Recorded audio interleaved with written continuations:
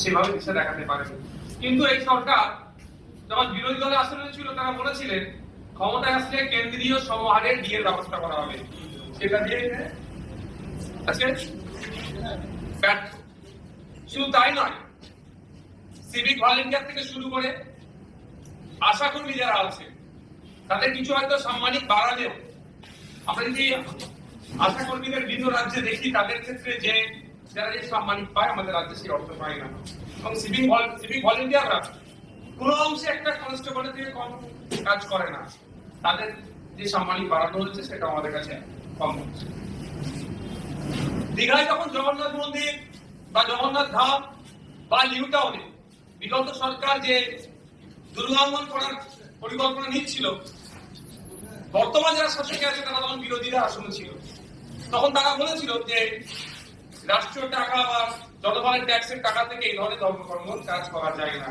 আর আমরা দেখছি এই বাজেটে বিভিন্ন ধর্মের স্থানে সংস্কার থেকে শুরু করে বিভিন্ন প্রজেক্ট হচ্ছে, ঘুরে ফিরে সেই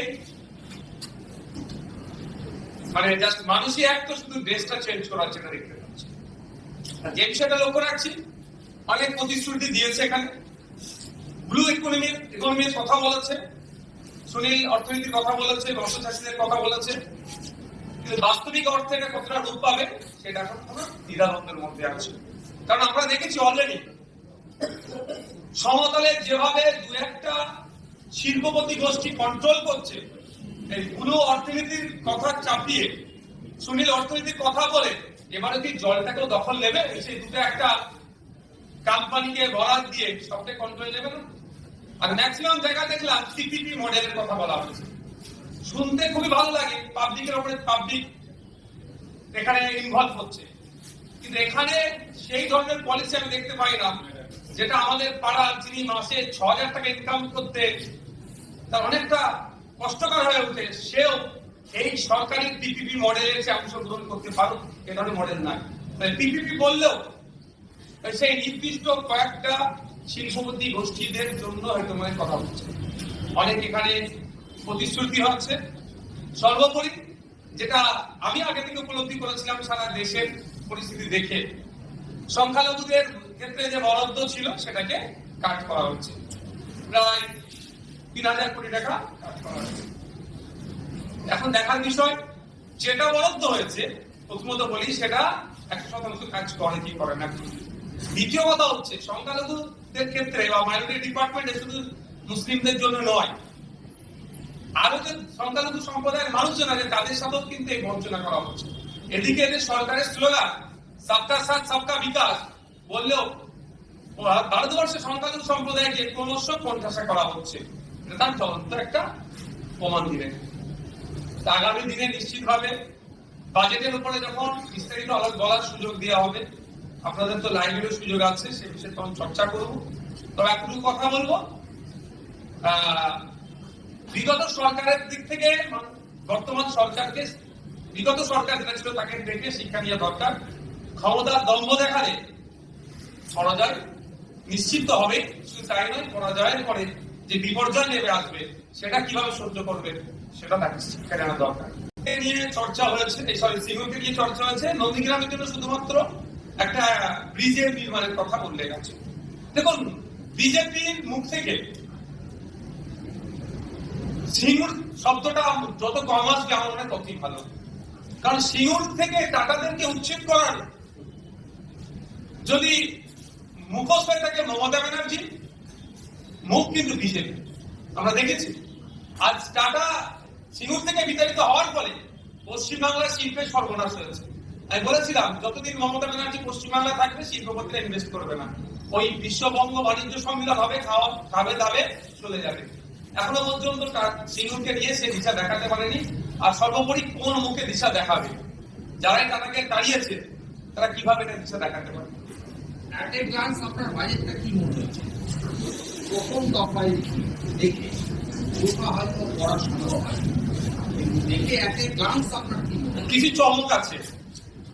চমক আছে, আর যে ব্যর্থতা এই বাজেটের মধ্যে আছে, ব্যর্থতা ঢাকা দেওয়ার একটাই জায়গা, সংখ্যালঘুদের ফান্ড কেটে দেওয়া হয়েছে মুসলিমদের ফান্ড হিসাবে।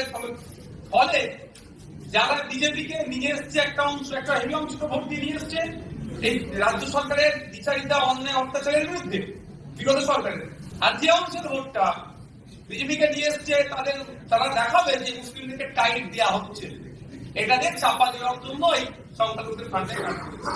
আচ্ছা, নির্দিষ্ট করে এই কোশ্চেনটাই করবো। সংখ্যালঘু দপ্তর, মাদ্রাসা শিক্ষা দপ্তর, তার যে বরাদ্দ তার প্রায় 50% নিচে নেমে গেছে। আগের সরকারের এই যে বরাদ্দ ছিল এবং এই সরকারের যে কমানো হতো আগের এবং এখন কিভাবে বিশ্লেষণ করবে? ধরুন, এই বাজেটের যে সমস্ত দিকগুলোর ব্যর্থতা আছে, দুর্বল জায়গাগুলো ঢাকা দেওয়ার অস্ত্র ওটাই, আর কোনো চর্চা হবে না, ওটাই অস্ত্র। এই দুর্বলতা ঢাকা দেওয়ার জন্য সংখ্যালঘুরা রেডি আছে, এক নম্বর। দ্বিতীয় কথা, সংখ্যালঘুদেরকে মানে সংখ্যালঘু মুসলমানদেরকে টাইট দেখিয়ে বাকি যারা সংখ্যালঘু সম্প্রদায়ের অন্তর্ভুক্ত তারা আজকে টাইট হচ্ছে। তৃতীয়ত, যে বাজেটটা আজকে রেখেছে একটু আমি চরম বিরোধিতা করছি, কারণ প্রত্যেকটা ডিপার্টমেন্টের বাজেট বাড়লো, সংখ্যালঘু ডিপার্টমেন্টের বাজেট কমে গেল, এটা আমি চরম বিরোধিতা করছি এবং এটা নিয়ে বিবেচনা যাতে করা হয় সেটাও আমি চর্চা করছি। 3 নম্বর যে বিষয় যেটা থাকছে সেটা হচ্ছে যে বাজেট বরাদ্দ হয়েছে সেটাও যদি 100% কাজ করে সেটাও কিন্তু উপরি পাওনা হবে। কারণ এটুকু আমি বলে দিই, লাস্ট ফিনান্সিয়াল ইয়ারে 5,500 কোটি টাকার উপরে সংখ্যালঘুদের স্বার্থে বরাদ্দ ছিল তৃণমূল পরিচালিত সরকারের। কিন্তু তথ্য তুলে দেখা যাবে লাস্ট 4 জাতীয় অর্থবর্ষ দেখেন 50% এরা খরচে কভার করেনি যা বরাদ্দ থাকে। শুধু তাই নয়, 20% মুসলিম যে ব্লকে বসবাস করে সেই ব্লকগুলোকে মুসলিম ব্লক হিসেবে ট্রিট করিয়ে ওখানে স্কুল এডুকেশন সহ আনুষঙ্গিক ডিপার্টমেন্টে এই সংখ্যালঘু বিষয়ক মাদ্রাসা শিক্ষা দপ্তরের টাকাও খরচ করা হতো, অর্থাৎ টাকা ফান্ডের অপব্যবহার হতো। আমি আশা করবো এই সরকারের কাছে যে ফান্ডের অপব্যবহার না হয়, মিসম্যানেজমেন্ট না হয়, যে ফান্ড যার জন্য বরাদ্দ হয়েছে হেড টু হেড সেটা খরচ করা হোক এবং এটা এই বৈষম্যের হাত থেকে, বঞ্চনার হাত থেকে বাংলার মানুষ সহ সংখ্যালঘুদেরকে মুক্ত দেওয়া হোক। কারণ গভর্নর স্যার তার স্পিচে বলছে আপনার ধর্মনিরপেক্ষতার চরিত্র বজায় রাখার কথা।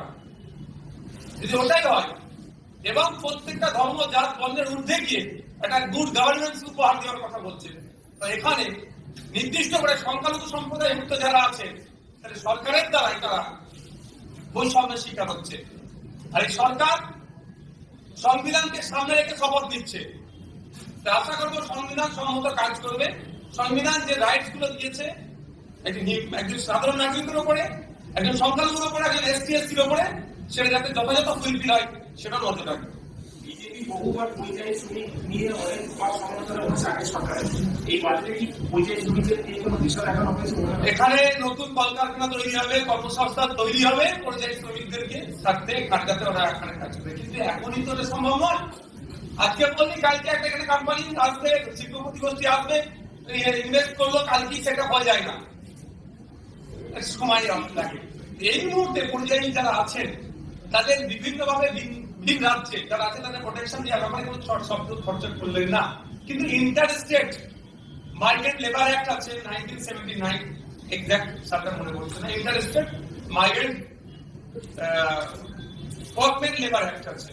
সেই অনুযায়ী যে আমার রাজ্য থেকে একজন শ্রমিক ভিন্ন রাজ্যে যাচ্ছে তার সমস্ত রকমের নিরাপত্তা থেকে শুরু করে চুক্তি যেটা রেসিডেন্ট ফুলফিল করে, ভিন রাজ্যের সাথে কেমন যোগাযোগ থাকবে, ভিন রাজ্য থেকে আমাদের রাজ্যে যদি কেউ কাজ করতে আসে তার ক্ষেত্রে আমরা সেই সিকিউরিটি দেবো, নিরাপত্তা দেবো, সে নিয়ে কিন্তু কোনো চর্চা হলো না।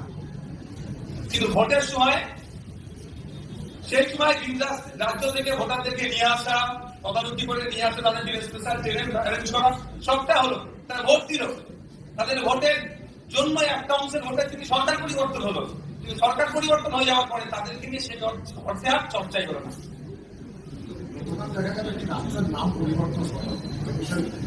দেখো, যারা ডাস্টবিনের ইতিহাস না করে বাঁচতে চাইছে তাদের কাছ থেকে এর থেকে বেশি কিছু আর পাওয়া যায় না। হোসেন শহীদ সোহরাওয়ার্দী আর হাসান সোহরাওয়ার্দীর মধ্যে যারা ঠিক না করতে পারে তাদের কাছ থেকে আর বেশি আশা করাটা আমাদের বৃথা।